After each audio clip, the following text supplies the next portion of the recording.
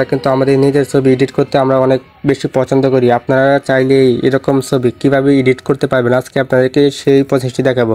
এই ভিডিওটি সম্পূর্ণ না টেনে দেখবেন, তাহলে এই ভিডিওটি বুঝতে পারবেন। এই দেখেন আমি আমার ছবিটি কত সুন্দর করে এডিট করেছি। এই দেখেন ছবিগুলো কত, ছবি দেওয়ার সাথে সাথে ছবি এডিট হয়ে গেছে, আমাদেরকে কোনো কিছু কাজ করতে হয় না। এই দেখেন অনেক সুন্দর সুন্দর ছবি আপনি এডিট করতে পারবেন। এই কাজটি কীভাবে করবেন, এই কাজটি করতে হলে সম্পূর্ণ ভিডিওটি দেখতে হবে।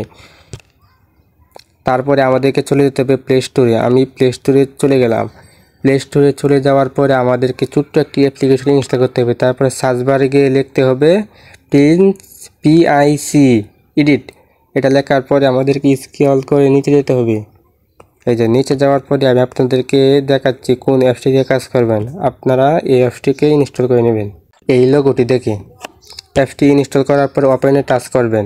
ওপেনে টাচ করার পরে আমাদেরকে অ্যাপসের ভিতরে প্রবেশ করানো হবে। অ্যাপসের ভিতরে প্রবেশ করানো হওয়ার পরে আমাদেরকে এই দেখেন এরকম একটা ইন্টারভিউ নিয়ে আসবে। দেখেন আপনার এখানে হাজার হাজার ফিচার পেয়ে যাবেন। আমি এখান থেকে এই একটি ছবি সিলেক্ট করছি। একটি ছবি সিলেক্ট করার পরে আপনাদেরকে দেখিয়ে দেবো কীভাবে সম্পূর্ণ কাজ করতে হয়। আমাদেরকে এখানে ছবি নেওয়ার আগে একটু লোডিং নিচ্ছে। এই লোডিংটি নেওয়া হয়ে গেলে আপনার এখানে যদি নেওয়ারের স্পিডটা বেশি থাকে তাহলে আপনাদের কাজটি করতে খুব সহজ হবে। আমাদের এখানে নেটের স্পিডটা একটু স্লো, সেই জন্য একটু দেরি হচ্ছে।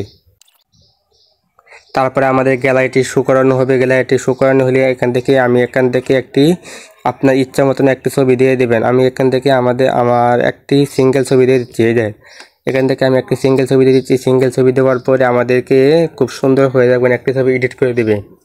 একটু লোডিং নিচ্ছে। লোডিং নেওয়ার পরে সম্পূর্ণ কাজটি হলে আমাদেরকে আমাদের কাঙ্ক্ষিত ছবিটি এডিট করে দেওয়া হবে। এই আপনারা দেখতেই পাচ্ছেন কত সুন্দর ছবিটি এডিট করে দিচ্ছে। আপনারা চাইলে এবার দড়ি ছবিটি আর নিচে নামাতে পারবেন। আশা করি ভিডিওটি বুঝতে পারছেন। আমি আপনাদেরকে আরেকটি ছবি এডিট করে দেখাচ্ছি। এই যেন আবার আপনি যদি এই যেন উপরে একটি অপশন আছে দেখেন, এখানে টাচ করলে আপনারা ছবিটি সেভ করতে পারবেন। আমি এখানে টাচ করলাম। এখানে টাচ করলে আমাদের এই দেখেন ছবিটি সেভ হয়ে যাচ্ছে। ছবিটি সেভ হলে আমি আপনাদেরকে আরেকটি ছবি এডিট করে দেখাবো।